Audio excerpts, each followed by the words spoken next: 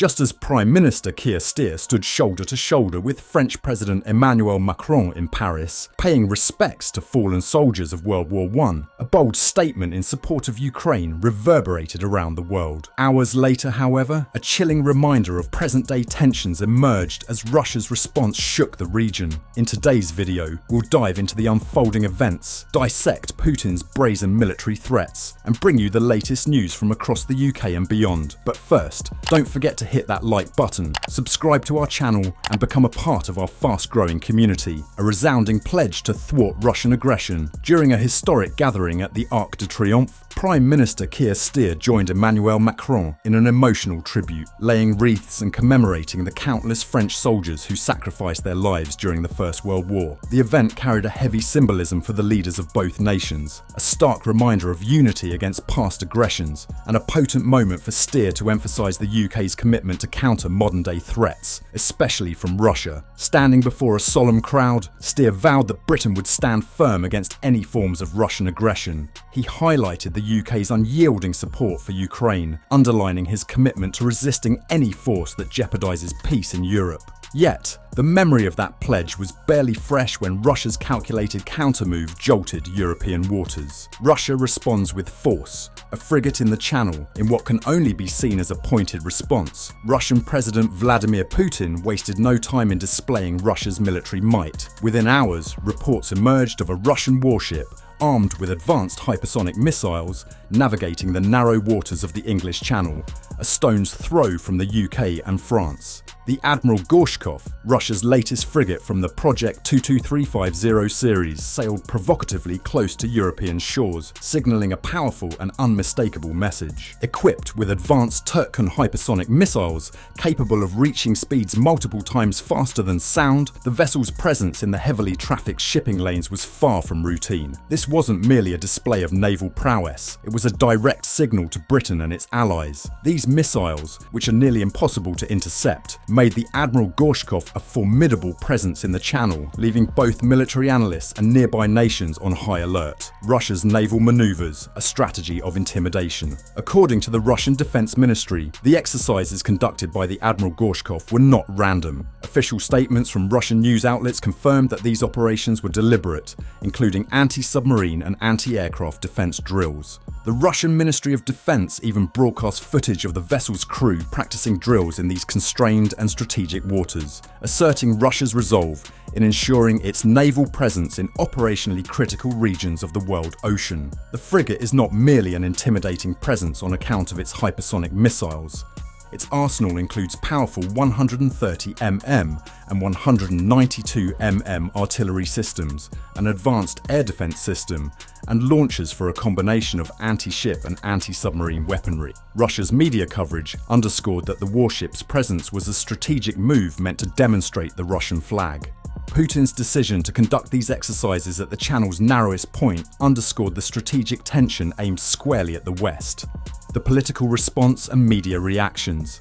The timing of the Russian exercises could hardly have been more significant, as Starmer and Macron stood united under the Arc de Triomphe, becoming the first UK and French leaders since Churchill to attend armistice days together.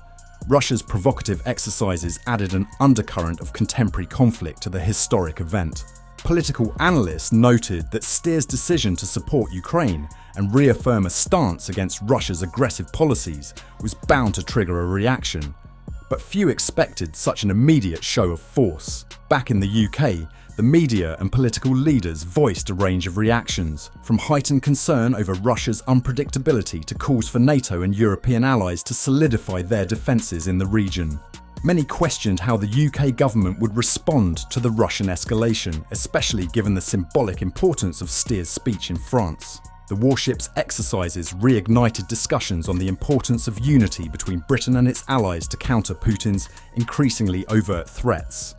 Chagos Islands, UK's geopolitical struggles on another front. While Starmer was busy tackling escalating tensions with Russia, another geopolitical issue simmered closer to home. His government's recent decision to surrender the Chagos Islands to Mauritius faced fierce criticism, both at home and abroad. The decision, a culmination of years of negotiations, angered many, especially within the Chagosian community, who accused Starmer's government of ignoring their rights to self-determination.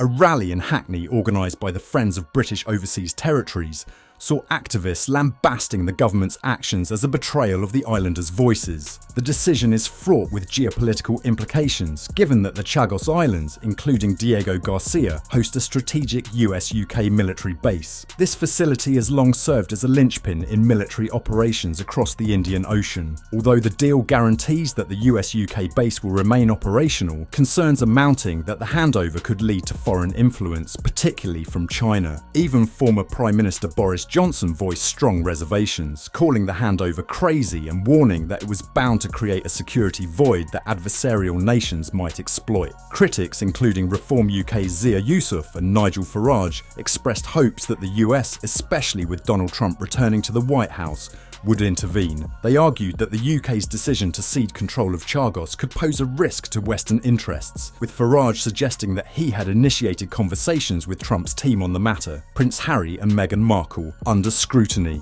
once again. Meanwhile, the Duke and Duchess of Sussex, Prince Harry and Meghan Markle, continue to capture public attention and scrutiny, this time due to fallout from a series of perceived missteps and recent political changes. Royal commentators speculated on whether Harry's visa application might come under scrutiny when Trump assumes office, given the Duke's past admissions regarding drug use. Trump's previous criticisms of the couple, especially Meghan Markle, suggested that their public standing might take another hit in the coming months. During his campaign, Trump openly disparaged Meghan and suggested that Harry was being used terribly.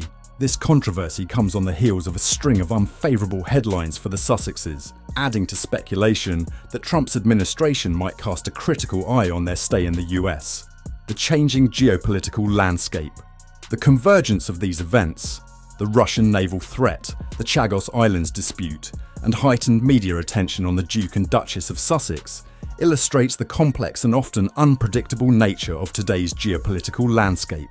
In a time when international relations are as tense as they have been in decades, Britain finds itself navigating tricky diplomatic waters on multiple fronts. Prime Minister Keir Starmer's administration is under pressure to uphold Britain's stance against Russia, negotiate sovereignty issues with allied nations, and respond to domestic political pressures. Today's global stage is one of complex alliances, shifting power dynamics, and high-stakes diplomacy. The UK, like other nations, faces the challenge of balancing national security interests with the demands of a fast-evolving world, where long-standing traditions and alliances are often tested. As the UK government addresses these issues, it remains to be seen how Starmer's leadership will influence the outcome of these ongoing challenges. That wraps up our breakdown of this intricate web of international and domestic affairs. Let us know what you think about these developments in the comments. What do you make of Russia's military posturing in the Channel? And what are your thoughts on the Chagos Islands dispute? Also, how do you think the ongoing attention around the Sussexes will play out under Trump's administration? Don't forget to like, subscribe and join us as we continue to explore these unfolding stories that shape our world. Take care and see you in the next video.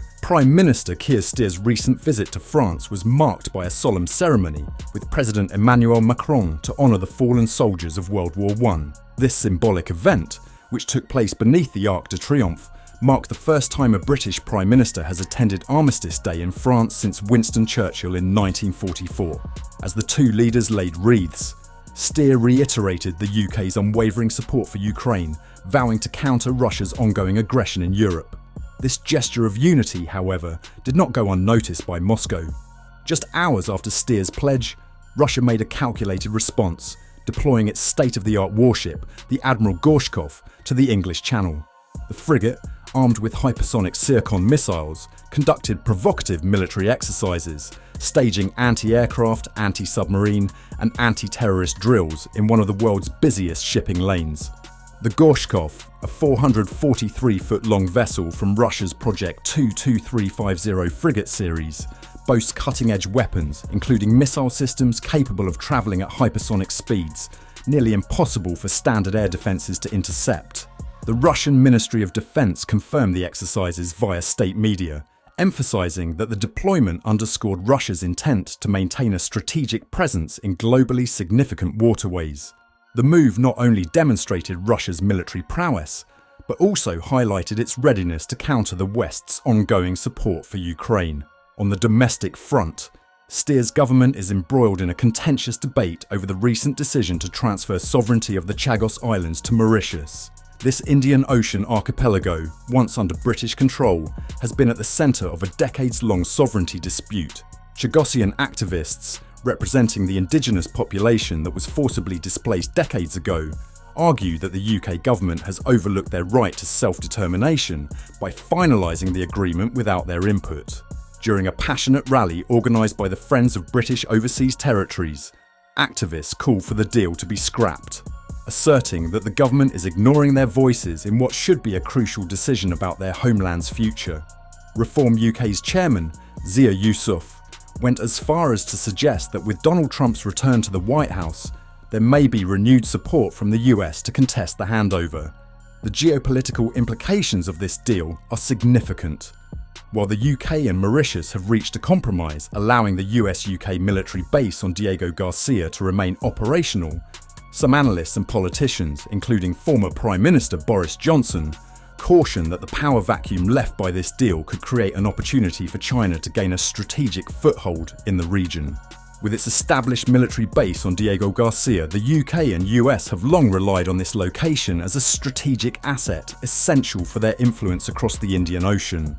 Yet, there is growing anxiety that a change in sovereignty could lead to Mauritius drawing closer to China, thereby shifting the balance of power in the region. In lighter yet contentious news, the royal family is back in headlines as Meghan Markle and Prince Harry face public scrutiny once more, with some attributing their struggles to a series of controversial decisions. Trump's recent victory has added further stress for the couple, as he has openly criticised the Sussexes for their perceived betrayal of the late Queen.